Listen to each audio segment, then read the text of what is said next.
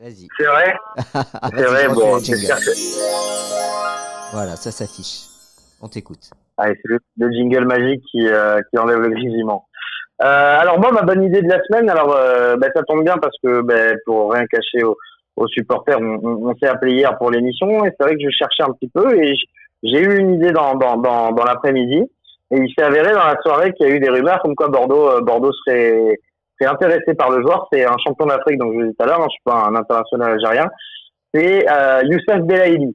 Alors c'est un joueur qui connaît la France parce qu'il a joué à Angers, il a fait une saison en 2017 et 2018, il a joué.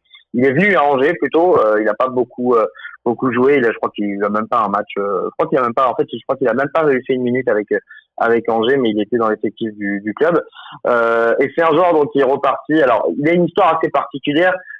Si vraiment vous voulez tous les détails, je vous conseille d'aller sur le Twitter du Club des 5. On avait fait une capsule dessus il y a quelques semaines avec Bilal Achourtani. Mais pour vous résumer rapidement, c'est un joueur qui remonte un peu, qui revient un peu de l'enfer entre guillemets, enfin de l'enfer.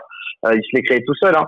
Mais il avait été suspendu en fait par la CAF quand il avait, il me semble qu'il avait quoi, il avait 21 ans, 21 ans, 22 ans, je crois. Il avait été suspendu par la FIFA en fait et par la CAF pour un contrôle antidopage après les matchs. Voilà, De la il y drogue. avait des produits assez suspects, exactement Stupéfiant. de la drogue. C'était de la cocaïne, hein, carrément. Voilà avait plus ou moins reconnu son erreur. Donc c'est un joueur voilà qui à ce moment-là sa carrière était plus ou moins terminée. On s'est dit que voilà qu'il allait rien faire et puis il est retourné à l'Espérance de Tunis là où il avait joué avant d'arriver à Angers, je crois. Il jouait à l'Espérance de Tunis. Il est retourné donc juste après pas après sa suspension. Il est allé à Angers et juste après l'échec d'Angers, il y est retourné. Il a fait une saison costaud où il a notamment remporté, c'est pas encore officiel parce que la finale va être rejouée à cause de la VAR, mais il a remporté la Ligue des Champions africaine cette année avec l'Espérance de Tunis. Et surtout, on l'a vu cet été à la CAN avec l'Algérie. Il était ailier gauche, il fait partie des meilleurs joueurs de cette sélection sur la compétition. Il a marqué 2 buts, notamment celui contre le Sénégal en match de poule. Alors je vois beaucoup sur le chat qui reviennent sur son passage quand il était jeune, effectivement qu'il a eu ce gros problème là de suspension parce qu'il a fait le con. Sauf que il y en a peut-être ici qui pensent qu'il faut toujours avoir des idées arrêtées dans la vie, mais la rédemption ça existe et lui il a prouvé depuis quelques mois que c'est un joueur vraiment intéressant. Moi, son profil m'intéresse beaucoup parce que c'est un ailier.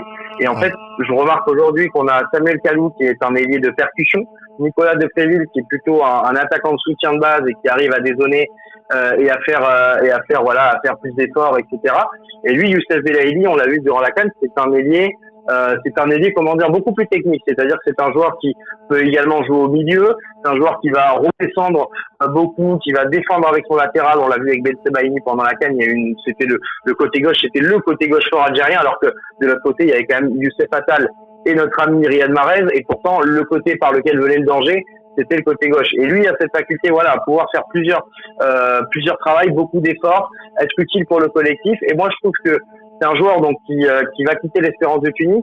Le Qatar voulait le recruter pour 10 millions d'euros. Il a refusé le Qatar et il a dit que sa priorité c'était d'essayer de percer en Europe parce qu'on rappelle qu'il a déjà 27 ans. Hein. Donc tu grésilles un peu là. T'as ce petit bruit, vas-y, si tu peux juste te décaler. Voilà. Sa priorité, c'est bon, ça marche. Sa priorité, non, c'est pire. Là, c'est pire. Vas-y. C'est pire. Ouais, vas-y. Alors, j'espère. C'est bon. Ouais. Oula. Tu me dis quand c'est bon, Nico. Toujours pas. Non. Ah, vas-y, là, c'est bon.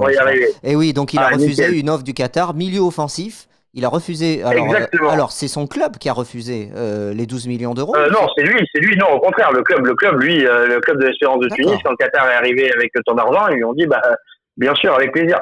Et là, donc, il est estimé à 2 millions d'euros par les clubs parce que c'est sa valeur, c'est sa vraie valeur.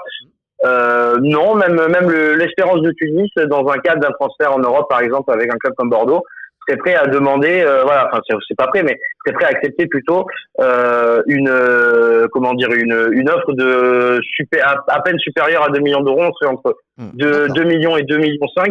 Donc c'est un bon coup. Un joueur qui est déjà assez expérimenté et qui a connu vraiment des galères dans sa vie parce qu'il s'est foutu tout seul dans le caca et il a réussi à s'en sortir et aujourd'hui il est champion d'Afrique. Donc en plus de ça, du coup, il a une vraie dynamique.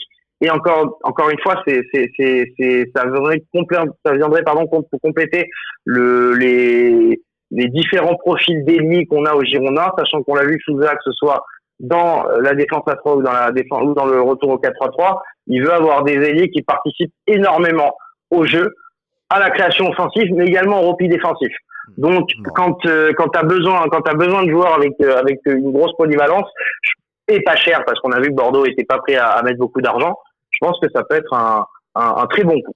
Bon, c'est la Bobonne idée. Donnez votre avis sur cette Bobonne idée. Vous aussi, 28 matchs l'année dernière, 6 buts, 10 passes décisives, 2000 minutes de jeu, 27 ans, contrat jusqu'en 2020. J'ai l'impression qu'ils sont plutôt séduits, les internautes. Et en plus, tu dis qu'il y a une information transfert qui indique que Bordeaux serait intéressé. Alors c'est la Gazette du Fennec, notamment de l'excellent Yaya Saouti que je salue, qui hier effectivement qui est journaliste et qui dirige cette Gazette du Fennec. Et moi j'ai vu l'un de leurs articles qui précisait que des clubs européens étaient intéressés, notamment les Girondins de Bordeaux, et j'ai même eu 2-3 échos de supporters ou même de journalistes algériens qui me disaient qu'effectivement c'était dans les tuyaux. Après, le problème dans ces périodes-là, c'est que tout est dans les tuyaux, on sait jamais ce qui est vrai. Mais si c'est le cas, ça veut dire que c'est déjà bien avancé.